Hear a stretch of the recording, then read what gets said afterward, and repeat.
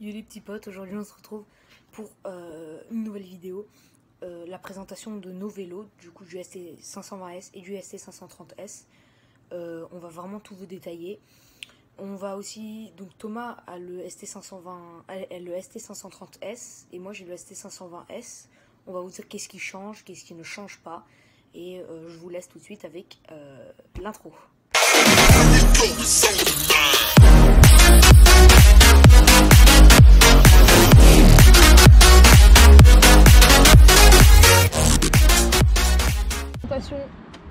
Du vélo. On va commencer donc le petit 1. Quelle est l'utilisation de ce vélo? Alors maintes et maintes fois on l'a répété, ce n'est pas un vélo pour faire des sauts comme ce qu'on fait avec Tom Saut. Même si il y a bel et bien les amortos de 120 mm qui est quand même 120 mm. 120, c'est ce que j'ai dit. T'as dit 220 mm. Non, j'ai dit 120. Très bien. Suite. Donc ils sont réglables à la main et bloquables ici.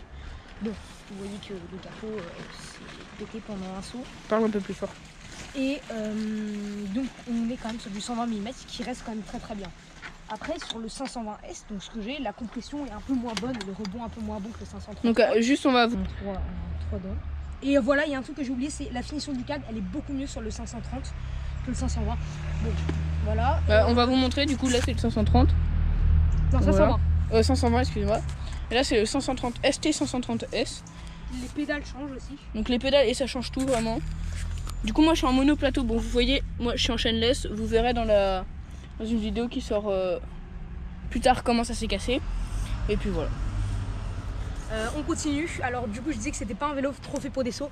Par contre quand vous l'utilisez pour du tout-terrain en forêt, comme ce qu'on fait freeride un peu, bon pas trop non plus freeride dans des trucs comme ça, ça encaisse plutôt pas mal. Les brake bumps sont assez, enfin les racines tout sont assez bien amortis par le 120 mm. Et là aussi on sent pas grand chose. Attention, pour ceux qui font des sauts, la patte de dérailleur est fragile. Ouais. Un petit extrait quand je l'ai cassé. Donc, voilà. Et quand moi je l'ai cassé. Donc voilà, on est reparti. Donc c'est à peu près tout pour la parenthèse, l'utilisation. On va maintenant voir les qualités et les défauts. Qualité, comme on l'a dit, c'est du 120 mm. C'est du costaud, du 120 mm. Enfin, pour un vélo à ce prix-là, ça reste quand même pas mal. Ça s'enfonce plutôt bien. Les pneus sont assez larges, donc pour bien passer dans tous les terrains. Et alors, il y a forcément les désavantages. Les inconvénients. Les inconvénients. C'est que voilà, c'est des pièces pas chères, ça reste toujours du pas cher. Les jantes sont pas chères. Ça, c'est 5 € à Decathlon. Bon, après, c'est des pédales, ça change. Il y a les trucs, un peu le fait que c'est du pas cher. C'est pas résistant comme d'autres vélos qui sont faits pour l'utilisation des sauts. Mais sinon, pour une utilisation du tout-terrain, ça reste plutôt correct. Je vais maintenant passer la cam à Thomas pour voir s'il a d'autres choses à dire. Je sais que tu as d'autres choses à dire. Non mais moi je peux vous dire par exemple qu'est-ce que si vous l'achetez, qu'est-ce que vous... Posez-vous déjà l'utilisation, qu'est-ce que vous allez faire? Voilà. Nous on peut juste vous conseiller que les sauts de...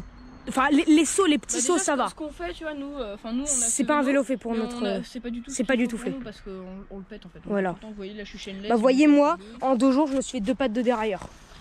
Donc voilà, du coup je vais vous faire une petite parenthèse entre ce que vous devrez changer si vous l'achetez et que vous voulez vraiment améliorer le vélo. Qu'est-ce que vous pourrez améliorer et qu'est-ce qui n'est pas amélioré.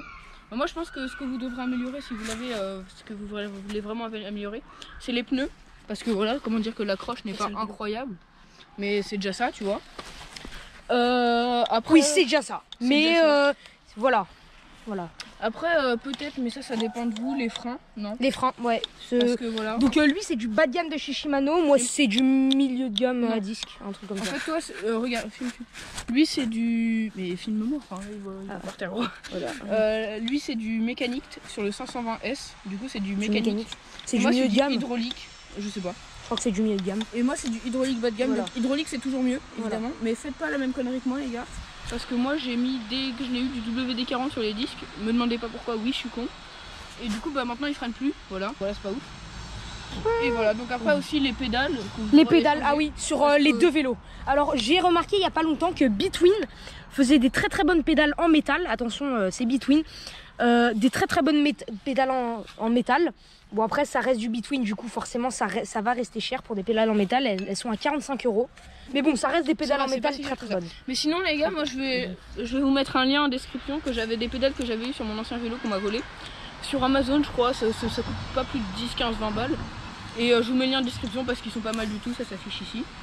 Et puis voilà, donc c'est à peu près tout pour le vélo. Et je vais juste vous dire, si vous hésitez entre les deux vélos, quels sont les petits points forts, mais en fait c'est presque la même chose. Sur un 530 ST 530S, vous aurez un plus long guidon. Un peu plus long. C'est mieux. Ça joue un peu. C'est vraiment moi, quand je reprends celui d'Antoine un peu de temps en temps, je pourrais essayer, ça me fait bizarre un peu. Bon après c'est un avantage en plus. Je trouve que les suspensions sont un peu mieux. Après moi je vais t'avouer que là aujourd'hui je sais pas, depuis qu'il était à Decathlon. Voilà. Bon bref. La finition du cadre est mieux. Surtout il est monoplateau. Monoplateau. Et ça c'est superbe. Avec 9 vitesses je crois, on va compter. Ouais, 9. 1, 6, 7, 8 pignons. Ah non, il y en a un donc 9 pignons.